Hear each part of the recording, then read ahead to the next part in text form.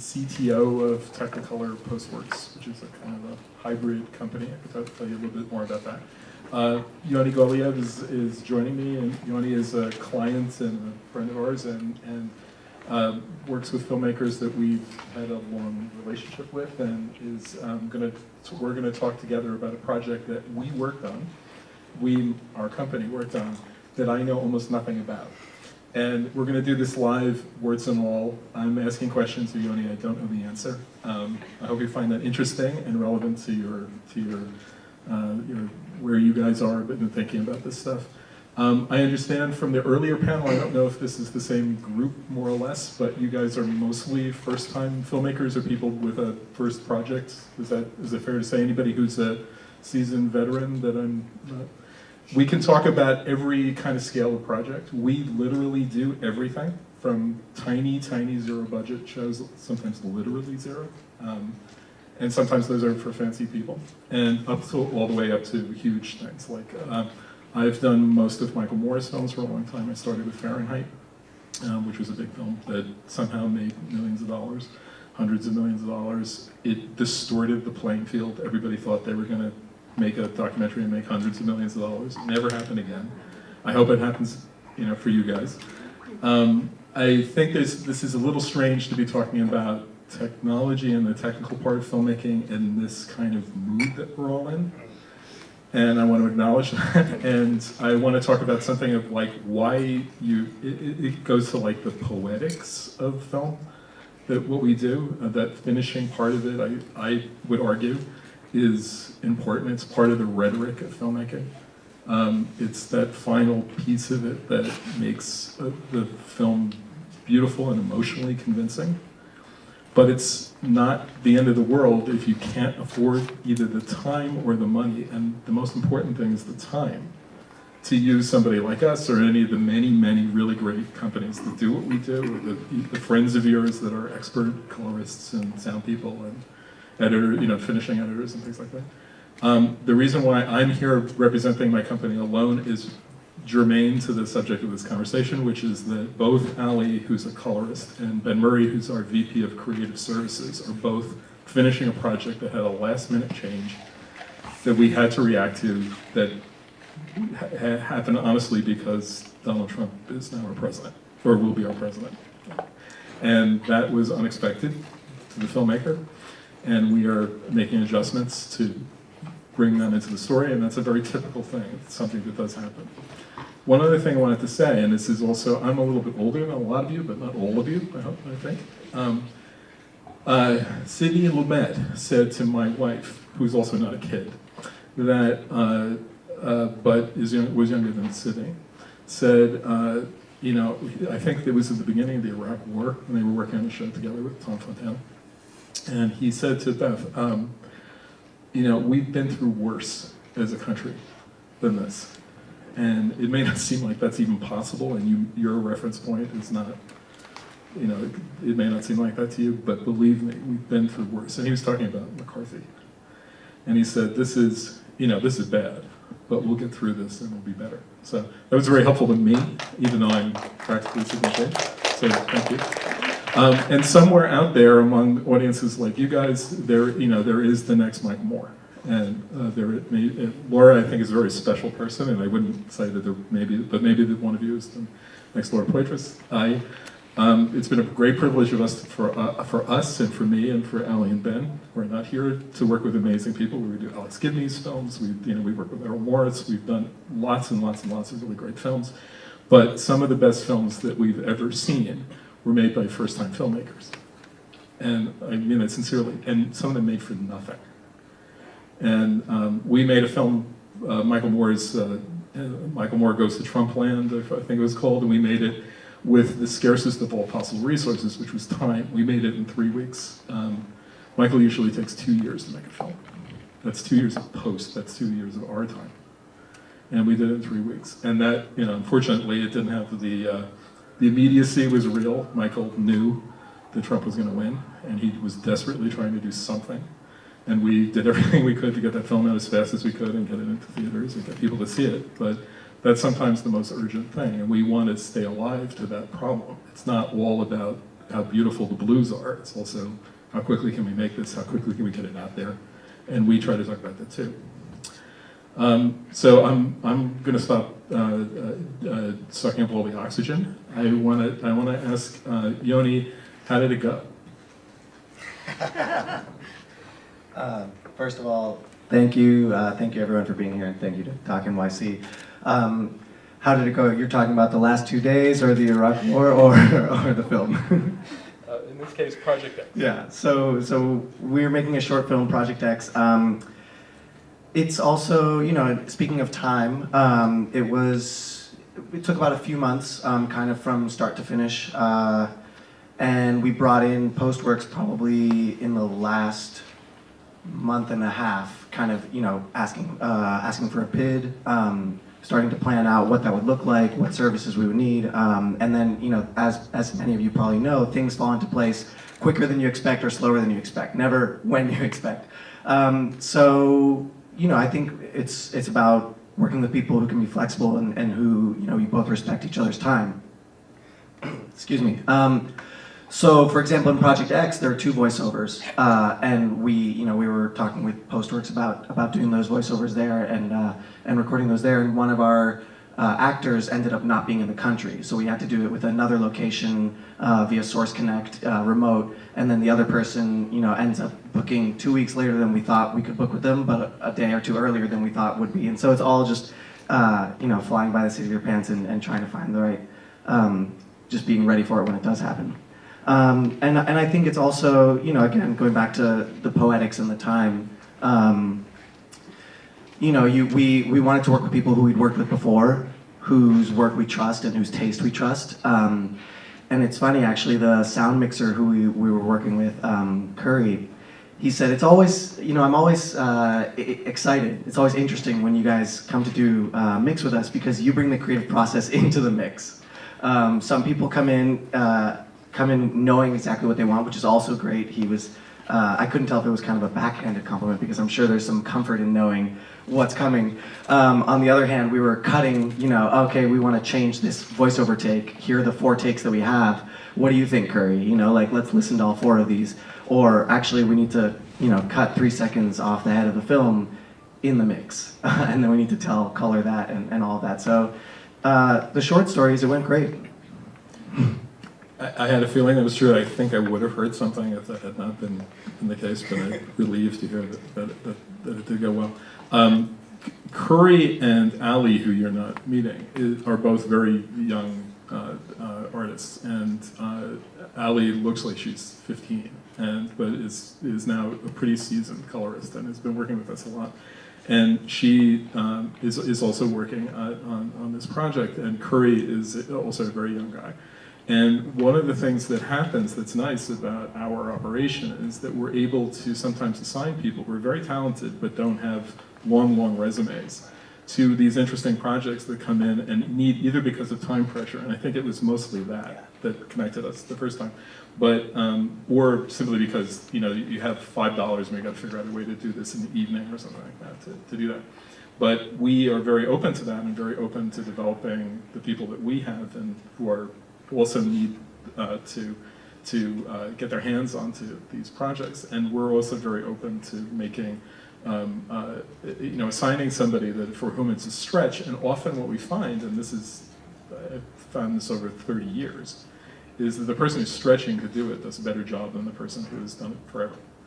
And since we work with a lot of these people who've done it forever, and I'm one of those fat old white guys that has been doing this for a long time and gotten kind of, in some ways, kind of sedate, and that it's very interesting. And why I wanted to have both Ben and Ali here is because they're both younger and I think a little more switched on to where the process is creatively than I am. But I find that part of that spark that you have if you're looking at a problem for the first time is genuinely something that's helpful. And it can sound like I'm kind of selling that, but it doesn't serve my purposes, because I'd rather sell you the fat old white guy that's $500 an hour. So it's not always necessary to have that, and I think that's something that's important to know. I also know a lot of you are doing, if you're working on a film, you're planning on or having to, whether you plan to or not, do a lot of stuff yourself. And you have the genuine opportunity to look at the problem without prejudice and without the baggage and the inertia that you have of doing things a million times the same way.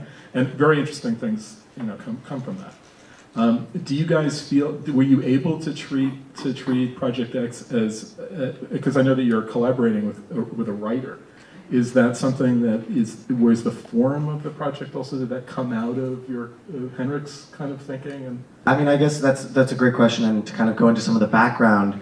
So Project X originally was conceived because Henrik, one of the directors, there's two directors, Laura and Henrik Moltke, he was obsessed with that building in downtown Manhattan. I don't know if you all know it. It has no windows. It's 33 Thomas Street. It's huge.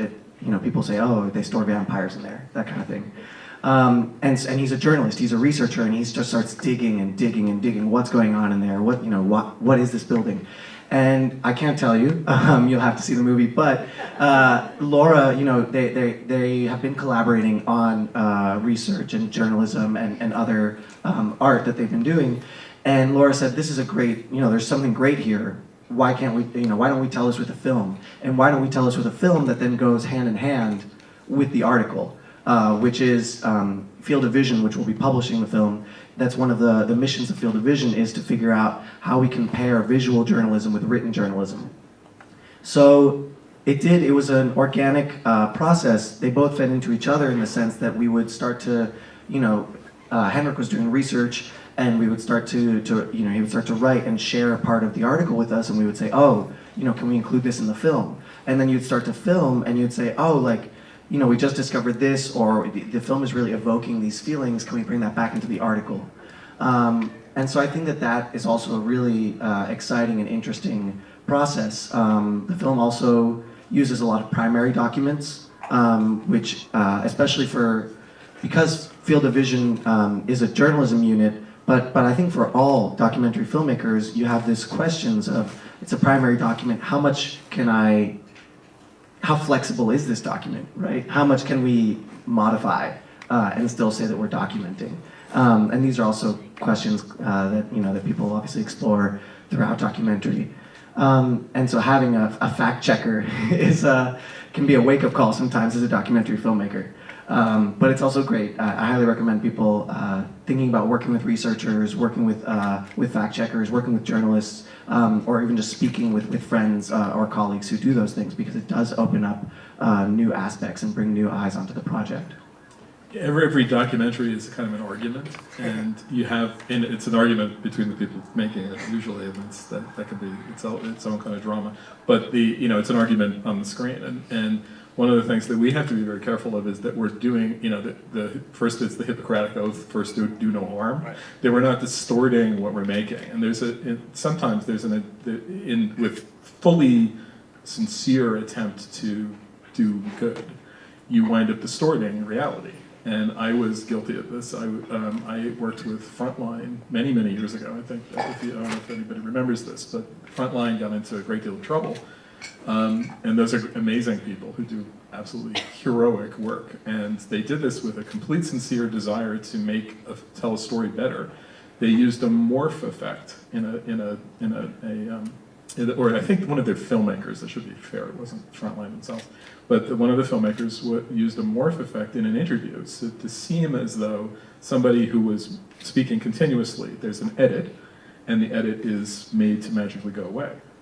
And we made that morph. They asked us to do it, and we made it, and it looked really good. I was really proud of myself, and I patted myself on the back, and I was doing something really bad.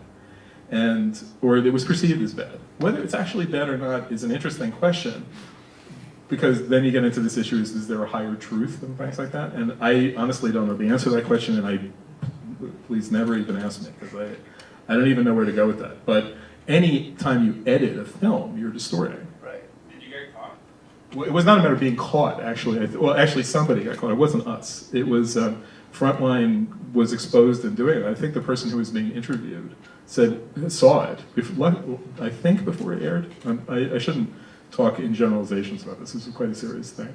But everybody, I think, in the community, the journalistic community and the sort of documentary community at the time, television people at PBS, everybody like that, saw that this was something that was done with good intention. It was not intended to rob somebody of their voice. But it was that, it was at the time where nonlinear editing was getting to be, it was kind of a new thing. It was many years ago in the 90s. And it was, people didn't know you could do that. So in a way, doing a jump cut, you're still taking out the same things the person said, but you pauses and where somebody's eye line is and the tenor of their voice and how what you don't say is just as important as what you do say. And so it came out. I don't remember how. And the technical part of it, I was only guilty, or my guys were only guilty of doing the actual mechanics of it, which again was it's one of those things that we think we're doing a great job by making something like that. And I do think that there's something interesting about that. People are very sensitive. For instance, it's an interesting thing. People are very sensitive to skin color. And one of the reasons why, not in race skin color sense, but in a sense of looking at someone that you know or someone you become familiar with as you're seeing them, and seeing the blood in their skin. And it's something we're very aware of, regardless of the tone of someone's skin. You're very aware of. You're aware of what's going on with their eyes in a close-up, and you're aware of what they're saying. And the truth value of what they're saying is we see those micro-expressions and other things in people. And that's one of the things that we try to be aware of when we're doing color, for instance, in a show, is that we want to make sure that it's accurate, because that accuracy goes beyond something that's just about the technical side of it. It's really about it's really talking about what the person is, what their testimony is. And I think that we try to do it in a way that also is flattering to them, if that's the intention. I do know one filmmaker. I've cited gossip, but I'm vamping a little bit. But I work with one famous documentarian who I have not mentioned yet, who likes to make the people that he doesn't like a little green, and the people that he does like look a little sort of pink. And you'll notice it if you see his films. It's interesting. How did color work on? I'm sorry, I'm going to talk the whole time and just. That's fine with me. I've lost my voice, so. Yoni was busy last night in public. Yeah, well, I highly encourage everyone to check out the many, many protests happening this week, and hopefully for the next 4 years, or hopefully not, if there's some way to end things earlier. But I think it's funny to talk about skin color, because Project X is mainly a film about a building and a road trip. So there weren't actually any people in the color, but actually there's an architecture critic who was we spoke with about the film, who said that the building actually has a kind of soft pink hue, which is interesting. If you've ever seen the building, I don't think pink is usually the first color that you think of, but when you're standing there looking at it, once he said that, you start to think it does have this kind of softer, maybe human quality to it, which he said allows it to sort of hide in plain sight. And so doing color in the film, there were a lot of considerations for how to make the building stand out, how to make it continue to be ominous and dark and looming, which I think it is in real life, but also you want to be able to see it, right? You can't have a film of something that you just you can't even tell what it looks like or where it is. And so I think there was a good, with Ali and Laura and Henrik sitting in the color together, kind of trying to find that balance, and trying to find that balance throughout the shots, but also differentiate the shots, because again, it is, without a human there, how do you make a building, something so static, interesting and captivating? And that's something that Ali, that was part of the reason why we requested Ali, was because we had worked with her before, and we know her and we trust her taste and her creative decisions. And so it was, you go in, when you only have 4 hours, right, which is what we had in color, you want to go in knowing that you're in good hands, that you're with someone who you have some shorthand language with, that you can kind of, draw on previous projects that you've done to give directions, and for them to say, this is what I'm doing.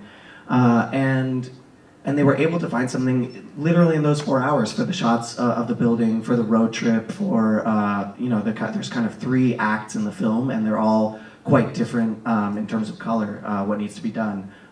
There's blueprints, there's After Effects graphics. So I think in terms of trying to find those balances, in terms of trying to find the poetics, but also the emotional honesty that you were talking about with the morph, you know, again, it's like if you have a jump cut in somebody's interview, people can tell that there was an edit, but you're still cutting things out. Or if you start the interview at this sentence as opposed to the other sentence where they issued a disclaimer, again, that's kind of accepted in some ways, but it's actually maybe it could be perhaps more dishonest than a more if it's done in a different way.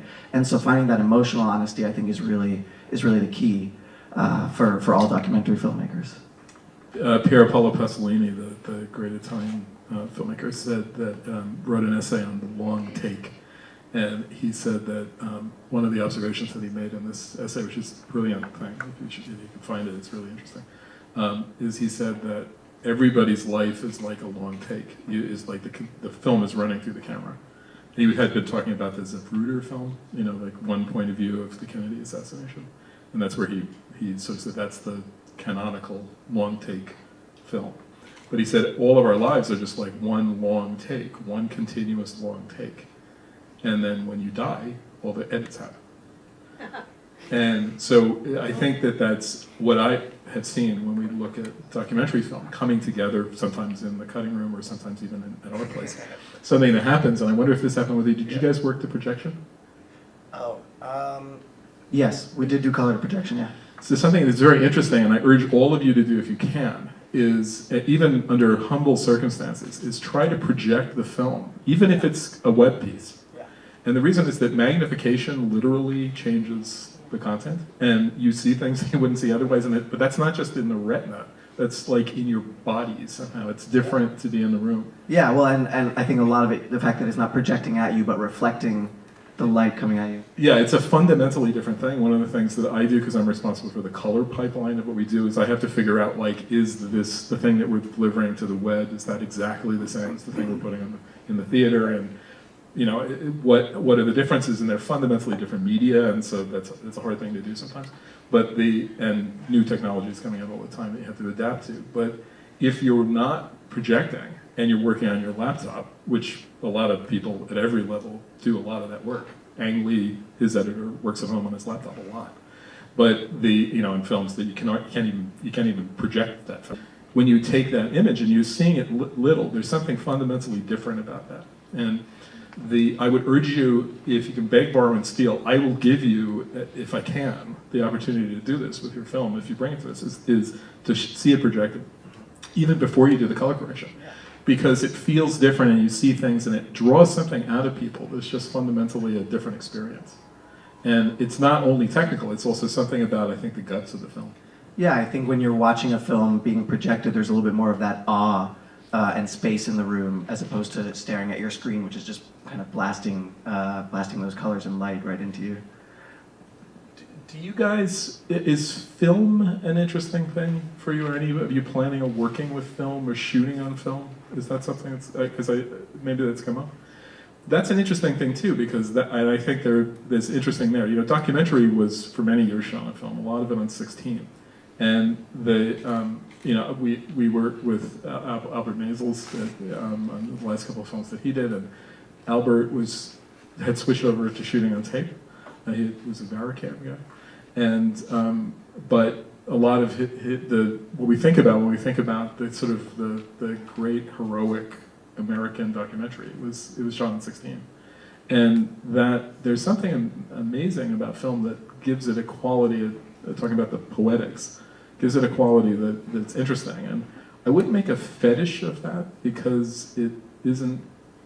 It's kind of like a first world problem, like whether you're shooting on film or digital. It's not the most important thing in the world, but it does matter, and it does give qualities to something sometimes that's very interesting. And I'd be interested in seeing if any of you are able to do that. I believe Kodak is opening a lab in New York again.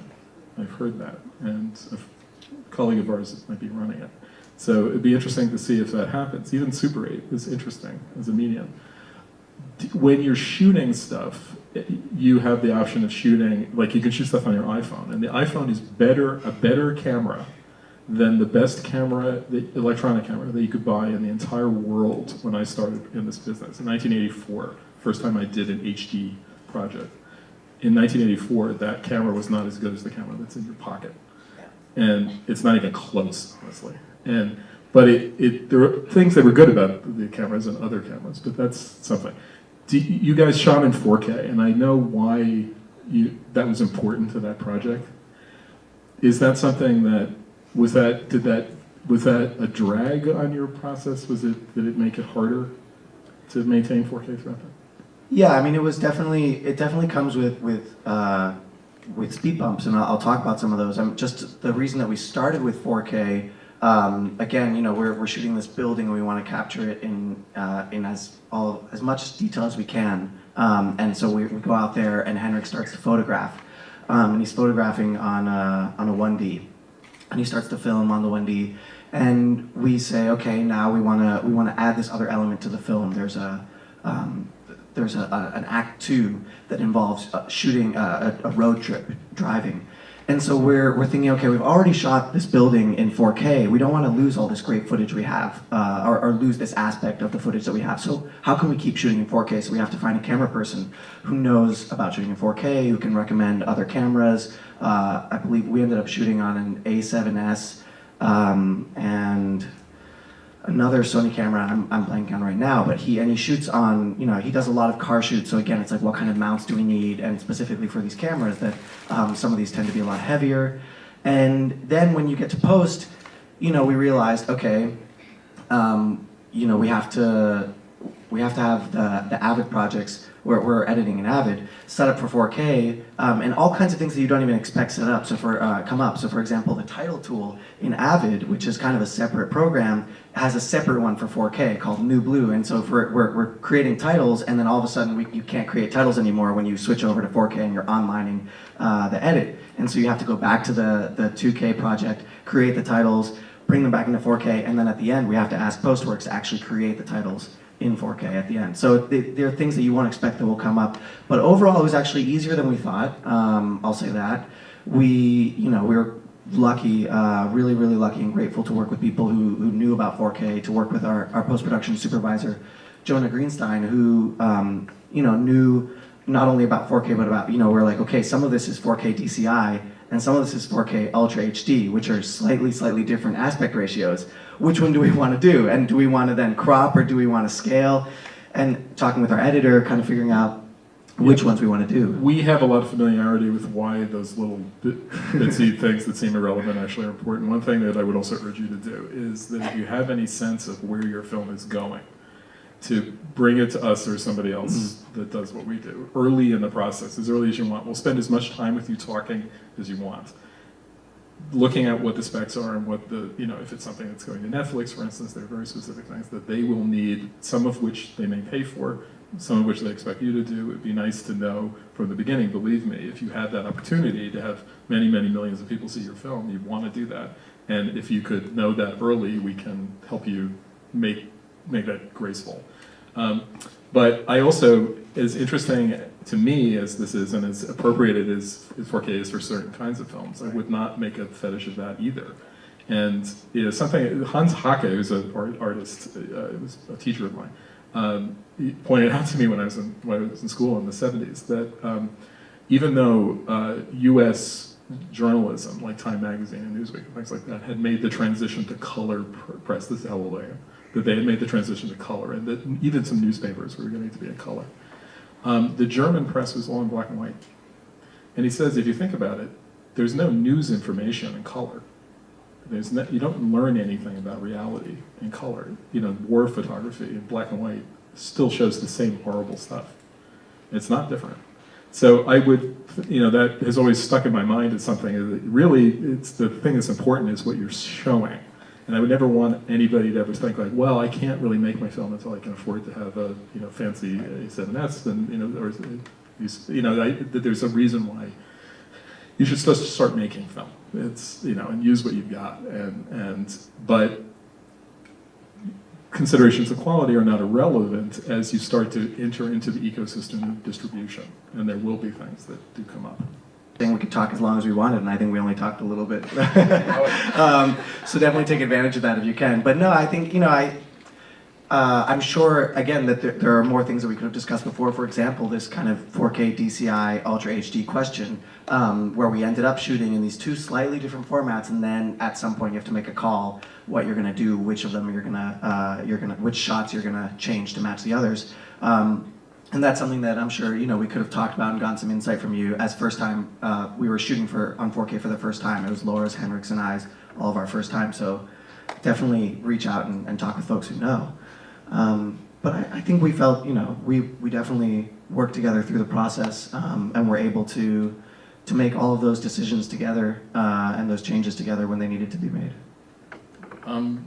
Does anybody have anything that comes to mind? Does this spark thoughts over there on that side? Good afternoon. You were talking about when you are preparing a product to present it later on a big screen or on a website, there are things, according to your experience, that you think is better to type when you are going to... Let me say, the gentleman asked when you're considering working on the large screen or on the small screen, and you're considering both how you shoot and also how you do the post. Do you should you be thinking about that from the beginning and kind of tailor the process to the medium, to the presentation? Is that more or less right? Yeah. It's because what would you advise? I mean, if you're going to do something for website, if the people are going to see different media, and there's a thing in aesthetics where they talk about medium specificity and whether that's an important thing, and I think from a point of view of the news, this news storytelling, they're fundamentally different media, and I think that you can't assume that seeing something this big and seeing something huge is the same. And it's like Rothko said about the color red. It was different when it was this big and it was the size of the wall. It's a different red, even though it's the same red. And that I think that there's a lot to that, and that's something that is beyond my competence to say how those things work. I know that in Fields of Vision, it's this big project that we're taking on together, we're partnering on. There is a lot of stuff that is really just for the web. It will probably just be seen on the web, but we also have to think about other things, and some of them are every scale. And that it isn't true that one size fits all with those things, and it's not true that watching something on your phone is the same as watching it on a big screen. And I honestly don't know if there's a way to do that. Probably not. Yeah, I mean, I think starting with where you started, it is a question that is, if you're thinking about what Rothko said about red, then it's really a question that starts with when you start to shoot. Which is something that is, a whole other set of secrets. One thing, so we're publishing with Field of Vision, and one of the things that does come up is we want to be able to submit to festivals, but we're going to be mainly living online. And I'm not, I don't remember the exact conversation we had with Ali about that, but just to say that, for example, in the mix, Curry, our mixer, said, I actually make a different mix for web. Because when people are listening on their laptop or on their phone, you don't want the quiet sounds to completely drop out, and you don't want the loud sounds to break their eardrums. And so he kind of levels things out a lot more versus the uncompressed stereo that you would want if you're projecting in a theater. And so there's definitely things that do come up in post, in color and mix, that you can make changes to and have two different outputs, but it's a question that comes up even before that. I shouldn't throw up my hands completely because, and this is actually a big deal, because you do make decisions that are going to work for every scale. And it's important to work at the big end of the scale at some point, if that's a possibility, just to see what it looks like. But maybe it's just a matter of looking at it and go, okay, I gotta have that in my head, and now I'm gonna go back to what I can afford to do, which is deliver for the web, if that's all you can do. But it's good to have at least that experience, and you get a kind of a heuristic about what what that change feels like. And you try to account for that. And good film editors and doc editors get a sense of what's going to work on the big screen and what maybe not going to work so well. But you can, I also think some of the power of the cinematic process, this kind of a room, and sitting in an audience with other people, brings a kind of a focus to the process emotionally that is unique. And I think it's something that you have to account for, and to some degree does kind of miniaturize into that image. So we did several of the films that are showing in this, not in the festival, but in just the regular first one features that are showing here. And it's interesting to think about that those, I haven't seen any of those films any way other than projected. I'd really be interested to do that because I think it matters. And with docs, it's a different kind of thing. It goes to that truth value thing and the emotional impact and a lot of things. And the fact that you want to see, I'll tell you another Michael Moore story. We were talking about encrypting the DCP, which is is the thing that you send to the theater now, the digital print.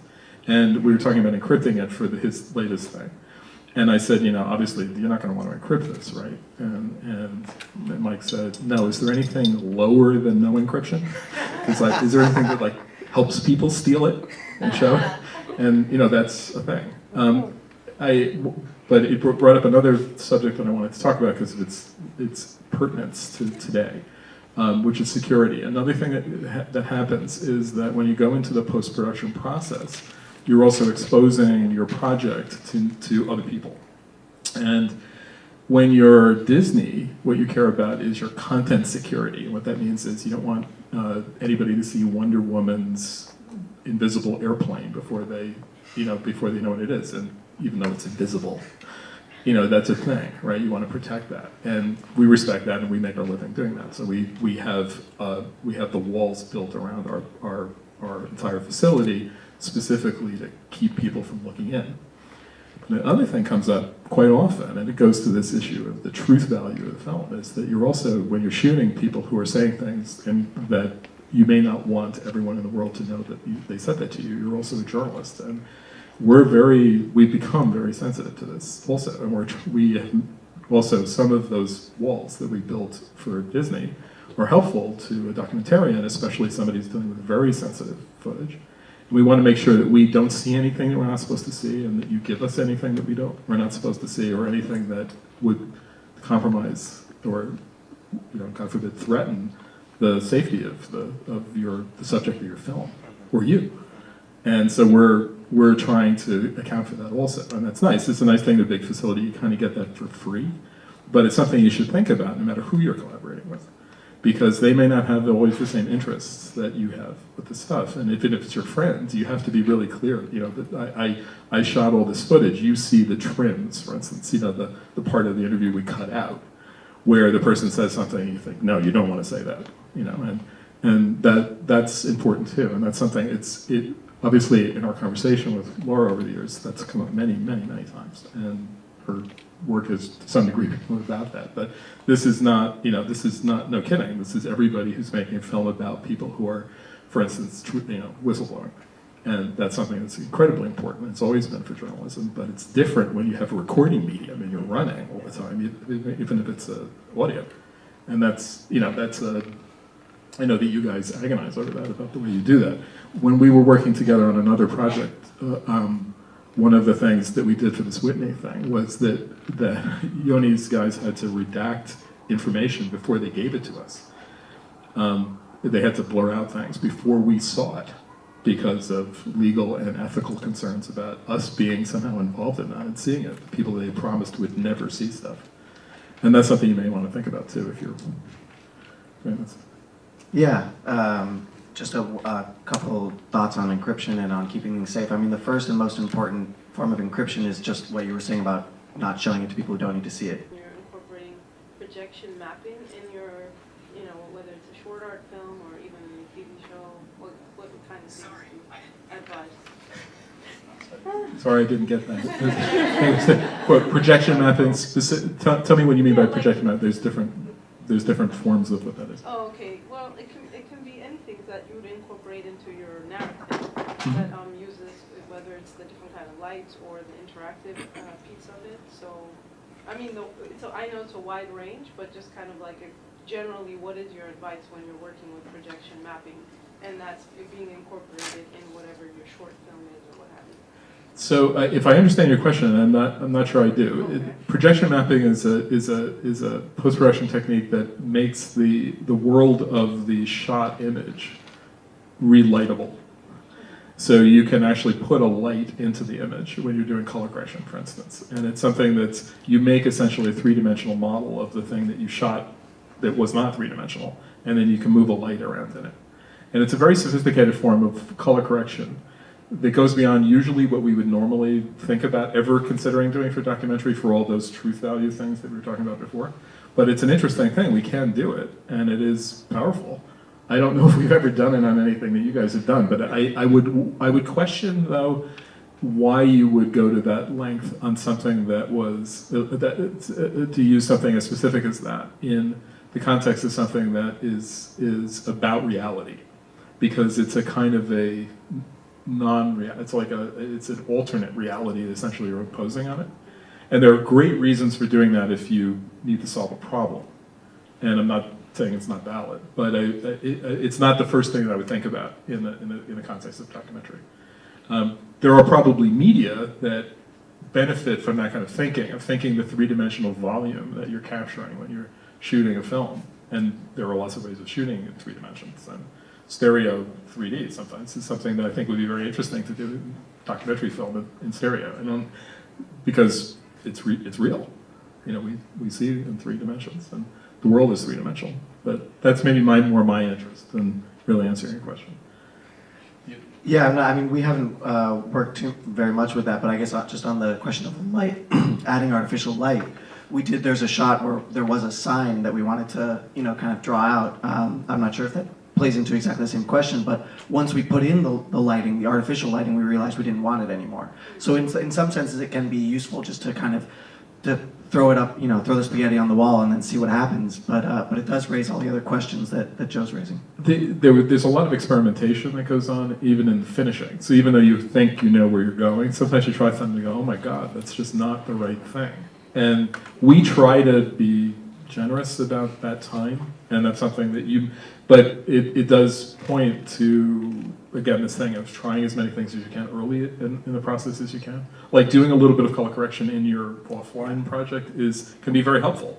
And we ask that you not do that in a way that ties your hands when you come to us. But you may decide to do stuff like that because you want to know whether something is working from a storytelling point of view, and that is very important to be able to see, and as you're developing the story. Editing in a room like this is very expensive, but sometimes you do, and we have many times. And you have to do that because the wrong person gets elected president, or you just see that it would be better if you could just take a beat out of that cut. And we tried, the nice thing about the fact that this is all nonlinear, which used to be such a big deal when I was a kid, but the fact that that's an accepted part of the process, we try to stay open to being, we as a community, just try to stay open to letting things change. And it's, there's no sin in that. And one thing I will always say, and I would regret never not saying to a group like this, is sound is more important than picture. And you're not supposed to say that, but it's really true. And anything you can do to make the sound better, you should. And that's also something that it's good to know early really what you've got in terms of the sound recording. To listen to it in conditions that are reliable and that you understand what you've got. And also, the more time we have with that, or whoever you work with, is helpful. Yeah, and I think just to pick up a little bit on, it's very helpful to do those things before you, not before you start talking with post. You should be talking with Joe or whoever you're working with well in advance. But to do that yourself or with your editor can also often save money and time later in the process. And so it'd be, especially if you're doing cuts while you're still filming, that can also be very helpful to figure out, how the sound and picture are going. Or if you do some color correction, does it solve it, or actually do you have to go back and shoot again? And on the question of formats, we actually did some shoots of the road trip with a GoPro and and this camera and that camera, and it was a lot of work to conform all of those into one project that you could edit, frame rates, aspect ratios. So if that's what you have and you can't go reshoot, that's what you have, and you figure out ways to do it, and there are ways. But if you can reshoot, that can be very, very, very good thing to consider.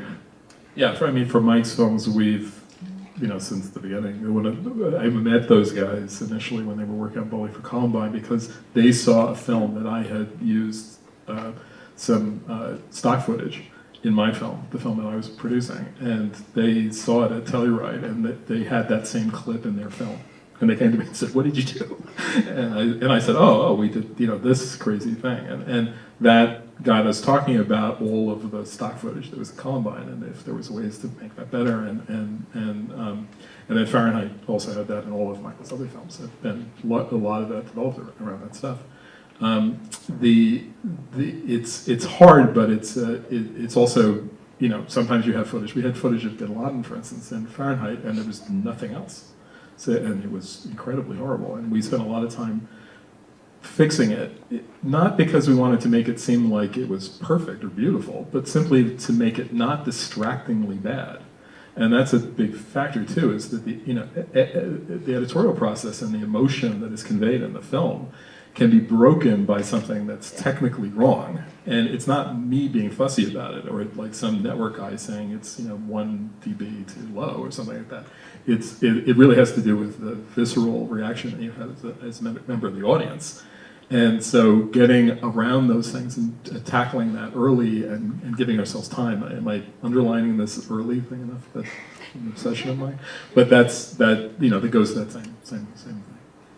I'm sorry, here in the front. Yes, my film is going to be very archive heavy. God bless you. The bulk of it I can get for free at the National Archive, very poor quality, or I can buy it from like Critical Pass. Looking toward the post-production, which is going to be the most efficient, to buy it upright or to include it as the rest of the film is being. So the question is, you're a filmmaker who's using film from the National Archive, you're using a relatively humble version of the film that does exist other places commercially, and that you can get a better quality version of later, and what should you work with if you have a choice? And Well, when I came to, let's come to us. do you want to see is it more so- efficient to get the poor quality or Yes. for me to have paid for? Yeah, I understand exactly the question, and it comes up a lot, because also around the issue of fair use. So I'm not a lawyer, but I will say that sometimes you can, if something is broadcast, there are some cases where you can use it, and it's part of your story, you can use that, you can capture it from air and use it, and it is because it is part of a news story, it has news value. Again, I'm not going to offer an opinion about it. I know that's not your thing, but it's relevant to the same problem. The problem is, if you use that, let's say that there are companies that specialize in taking that information, or you happen to be recording off your TV, and people don't do that as much anymore, but if you were, and you could use something, or if you had that same thing, you were going out and you were researching things, and you found a screener of something, and it was not the greatest version, but it was a little bit less expensive, and that's kind of analogous to your situation with the Library of Congress.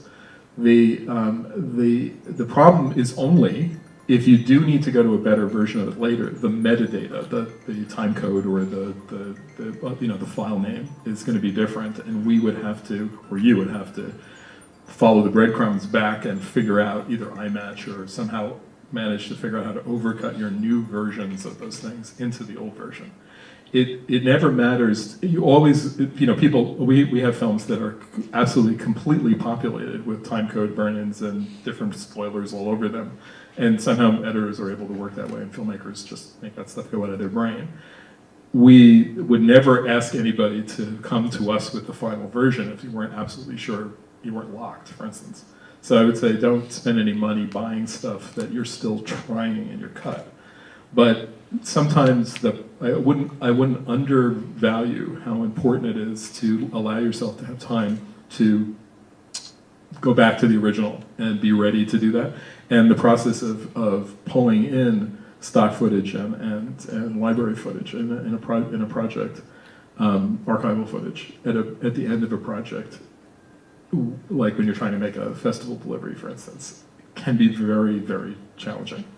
And some have seen a lot of broken hearts over that, where you get something that's really great, but you just can't get it from the archive in time to replace it with the real thing. And but again, good problem to have in a way. You're something you really feel passionately about, and you have a good version of it. You just don't have it by the time you show your film. But it's a real thing, and it's also part of why documentaries, what I call mixed format documentaries, are tricky. is that that's one of the processes that you're using. I don't understand then which is better, to keep the raw footage from the archive or to take to buy the other. Well, let's say that you have the reason. The question is, does it make sense to use the stock footage, the thing that you can download from the web, and cut that into your piece? And sometimes that's free, and it's free as in really free. You can just use it. And sometimes it's just a screener that you're using until you license the footage. And they're two different problems, but they're related in a way. It's not like you can, I'm saying to anybody you should just use the screener. Obviously you can't do that, that's stealing. But you can, but I wouldn't say, and I wouldn't overvalue going out and licensing footage that you're just trying to have in the cut, because it's not the highest quality. Because quality is contextual, and the story is always the most important thing. And if you've got something that tells a good story, and there are cat videos that I've used in feature film documentaries that were shown on screens like this, that I can't even, it's horrifying to look at what the quality of those images are like, but it's the right thing to have in the video, even though it was a cat video. And that, and it was like, it was 120 by 110 pixels and 15 frames a second, literally. That is still it was the right thing to use it. And again, I don't think fundamentally sensitive people on the acquisition side care about the quality of the stock footage, except to the extent that it breaks your suspension of disbelief, or whatever we call that in nonfiction filmmaking. If it breaks your connection to the story. One more quick question. Oh, okay, so I'm sorry, one more quick question, and then I think we'll get hooked. Oh, I'm sorry, right there. You had mentioned audio, and it's funny because I'm dealing with that issue right now. So we wanted to fix some major audio issues we had with our rough cut before submitting to film festivals. But come to find out, the person I used just for a quick fix wasn't as experienced as he said he was. But now you said, for instance, like some background noise, he didn't include like the creaking of a door, or some of the songs I wanted to have more of the power in the scene, not the audio of the interview. So I'm wondering, when we would come to a company like you, how hands-on is it? And you had mentioned you sit with the filmmakers and watch the cut. Do you do that with audio too? Yeah, the term for it is called a spotting session, and we absolutely always do that. We do something like that also for the color, but it actually comes from the audio world where that idea came from. And you always do that, even on a huge $100 million feature. You do a spotting session, and you say, okay, what do we have to do here? If you want, I can, and I think maybe Yoni you may have to run back, but I'm going to stay here, and I can answer questions more specifically, and I can tell you more about that particular problem and what to do about. And again, I don't have business cards with me, but I'm easy to find at Technicolor, and if you call us, I'm always very happy to take a call, and I'll help in any way that I can. And we have a bunch of other people who are much smarter than me that know exactly the answer to your question too, that I can refer you to. I'm afraid we're out of time. Okay. Thank you so much, Joe. And, Thank you. thank you. As Joe said, hopefully he'll stick around and answer some of your questions. And we have 20 minutes for the next panel, so thank you again. Thanks.